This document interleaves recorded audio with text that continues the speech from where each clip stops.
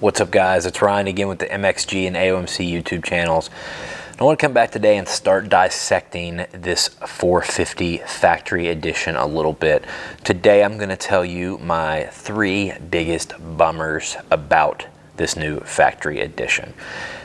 And these are all pretty much related to bling. First of all, it's going to be the lack of a Henson clutch cover.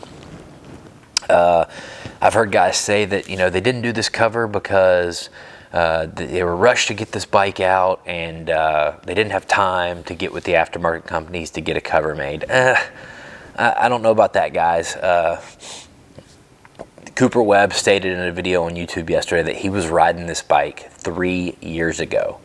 So that's how far in advance these things come out, and they get with the factories, or they get with the aftermarket companies far in advance to get plastic molds done and all kinds of different stuff. So if they wanted to get a clutch cover made, they could get a clutch cover made.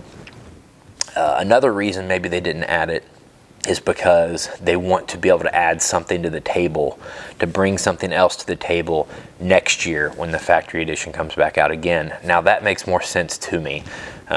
You want to be able to one-up next year. This year, it's already exciting enough that the new platform is out in itself. What is the second bummer? It's the lack of Akrapovic exhaust.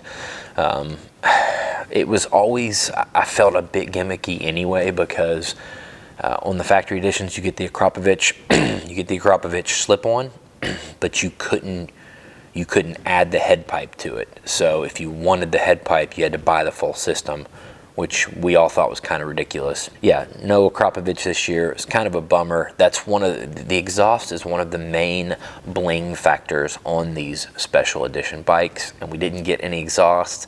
And honestly, if we didn't get an exhaust, I kind of wish they would have just left the exhaust a metal color and not made it black. I really feel like the black cheapens it.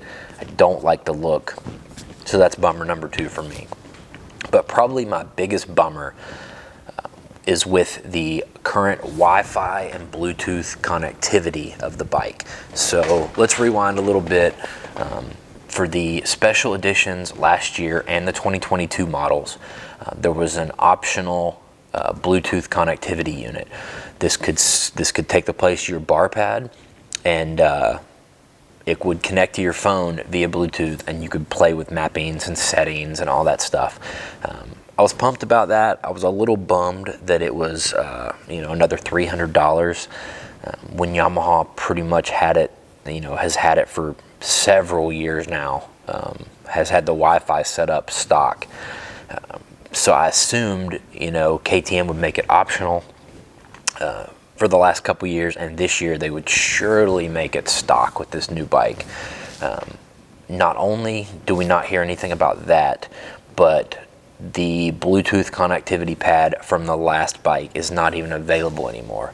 I've been told that that's because the factory that produced it burnt down. Not sure if that's true, just another internet rumor. But either way, it's kind of a bummer. The whole Wi-Fi and Bluetooth connectivity and being able to play with your mapping and stuff in the app, yes, it's a little gimmicky. I don't think people use it near as much as they think they will when they buy the bike. If you're like me, you just really don't have the time to, but it's a gimmick that sells bikes. I can't tell you how many people have bought those Yamahas solely for that Wi-Fi. Surely they could have implemented something like this, and maybe it will still be an option that we'll hear about on the 2023 bikes or something. We will see. So those are my 3 biggest bummers, guys. And I don't want you to leave this video thinking I'm just dogging on this bike. I love this bike. I love a lot of things about it. I'm super excited. I've got one with my name on it coming in February.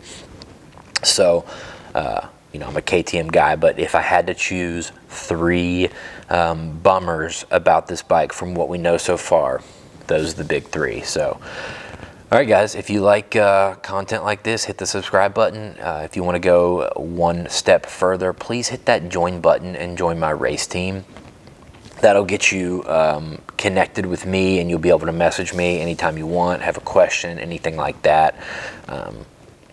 Yeah, and I'm going to keep dissecting these KTM and Husky new generation factory editions in videos upcoming. So thanks for watching. I'll see you in the next one.